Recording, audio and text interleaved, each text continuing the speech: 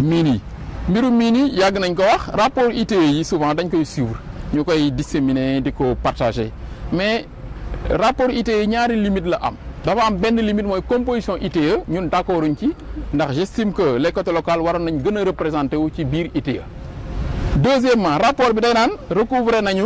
tant de milliards année bi tant de milliards année bi mais rapport ITIE aussi dafa war a wax li nga xam ne recouvrer nañ ko ci ñi mu jëm na ci liggéey daan ni ku ne jot ndax jot nga sa wàll ndax jotoo ñun waxoon nañ leen daaw que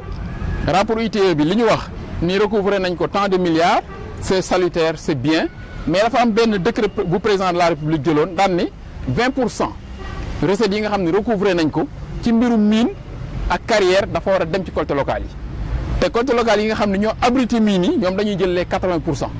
20% yi ci des ñu daal di koy répartir les 3 départements yi composé région bi kon au niveau régional si Thiès est la première région du Sénégal et que Thiès contribue à autour de 40 milliards pour l'année 2016 j'estime que waroon nañ mën a ni 40 milliards yi de 20% yi lii la 80% yi moo jëm ci communes yi nga xam ne ñoo abrité mine yi 20% yi ci des moo jëm ci 3 départements yi et que nañ leen jox seen xaalis ñu liggéey noonu la ñu mën a liggéeyal population yi nga xam ne ñoo dëkk ak mine yi seen communes yi aussi liggéeyal leen loo xam ne mine yi yàqute yi muy indi ci population dinañ ko mën a combler par des investissements structurants malheureusement loolu ITIE du ko lijjanti ndax état bi day recouvrer xaalis bi def ko feneen mais bàyyi communes yi nga xam ne ñooy abrité mine yi wala population yi nga xam ne ñoo nekk ci mine yi loolu aussi muy ay manquements yoo xam ni bëggoon nañ ko dénoncer d'ailleurs suñu représentant bi ñu nekkaloon ci ITIE waxoon nañ ko mu défendre loolu te daaw loolu laa défendre te loolu mooy dëgg it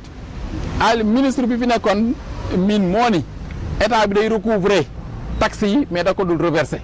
te laa ko l'état bi daf koy recouvrer pare dugal ko feneen loolu nag collectivités locales yi malheureusement su fekkente ne état bëggoon na leen jàppale mooy li ngeen seen tur yi ñor dañ leen koy jox delloo leen ko même collectivités locales yi am beneen action yi ñuy def mais malheureusement il y a un manque d'action pour quand même ñu mën a recouvrer notre dû même le décret va plus loin ndax décret bi dafa ni jusqu'à 2009 dañ ko war a dafa war a rétroactif depuis 2009 la war a tàmbali li nga xam ni fonds minier la 20% lañ ci war a am dañ ñu ko war a jox mais malheureusement dañ ñu ko jox donc loolu aussi ay difficultés la yoo xam ne malheureusement dafa nekk ci mbiru affaire mine yi ba tax na kon rapport dissémination yi pour man yenn saa yi folklore la rek mais li nga xam ni ñun de collectivités locales yi en fait pour man intéressé tuñu